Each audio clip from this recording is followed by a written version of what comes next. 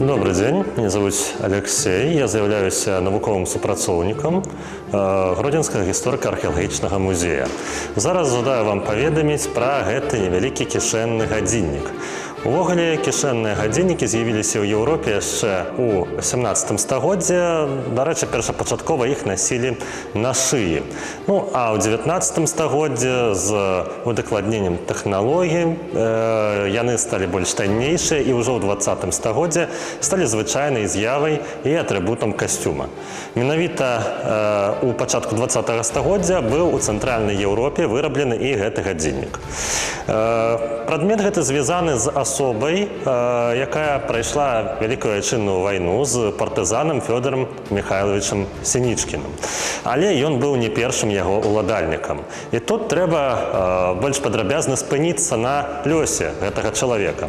Нарадзіўся Фёдор Михайлович у Самарскай вобласці сучаснай, але значная частка яго жыцця звязана менавіта з Беларусю. І тут, на захадзе Беларусі, на мяжы ён сустрэў пачатак Вялікай Айчыннай вайны.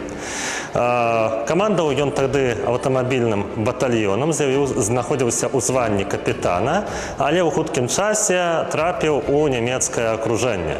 Справа ў тым, што немцы даволі хутка перасоўваліся па тэрыторыі Беларусі, наступалі на ўсходнім напрамку, і многія падраздзяленні савецкіх ваеннаслужачых аказваліся ў катлах. Але Сінічкін змог вывесці сваю групу з такога катла амаль без страт, але сумная навіна заключалася ў тым, што аказалася група ў глыбокім тыле, у Налібоцкай пушчы.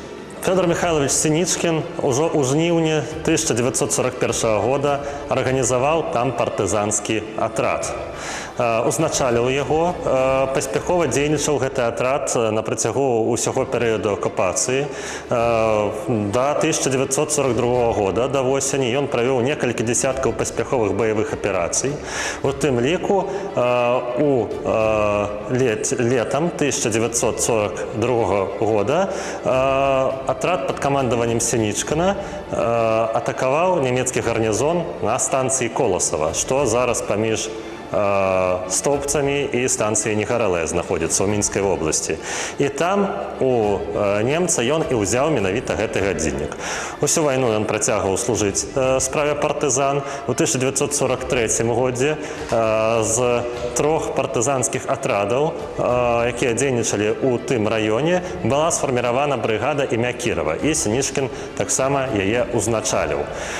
У 1945 годзе Сінічкін сышоў у запас. Усё дальнейшае яго жыццё было звязана з горадам Слонім. Ён працаваў главой слонімскага гарвыканкама. І сёння у гонар Сінічкіна названа адна з вуліц Слоніма, маецца мемарыяльная дошка, а сам Фёдор Михайлович Сінічкін атрымаў за свае заслугі званне Героя Савецкага Саюза.